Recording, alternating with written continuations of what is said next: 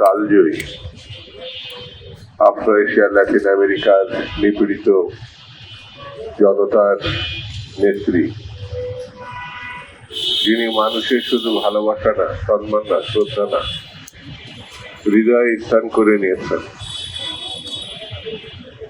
দেশনেত্রী বেগম খালেদা জিয়ার প্রতি শ্রদ্ধা জানাচ্ছি এবং তার রুহের মাগফিরাত কামনা করছি। প্রার্থনা করি আল্লাহ যেন তাকে বেহেশত দান করেন।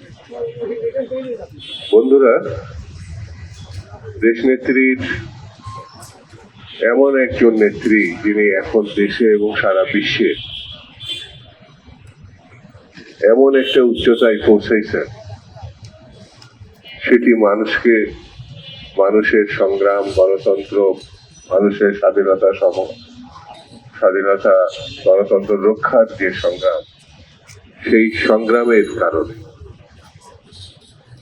তাকে যেভাবে আমরা বিশেষায়িত করি না কেন, তাও একটা অসম্পূর্ণতা থেকে যাবে। তিনি বাংলাদেশের প্রথম মহিলা প্রধানমন্ত্রী।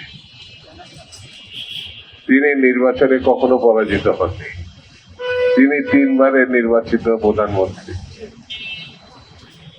আপনি, এবং তিনি কখনোই প্রতিহিংসার রাজনীতি করেনি। সর্বশেষ দৃষ্টান্ত তার উপরে যেভাবে নির্যাতন গত 25 সরকারের নেত্রী করেছিল। তিনি অসুস্থ, তাকে চিকিৎসা দেওয়া হয় না, বারবার বলার পরে তার চিকিৎসা দেওয়া হয়।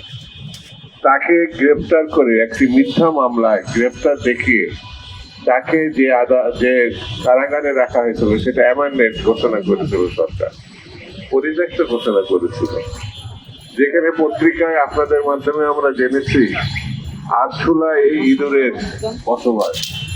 সেই পরিত্যক্ত একটি কারাগারে তাকে নির্যাতন করার জন্য তাকে করে রাখা হয়েছে।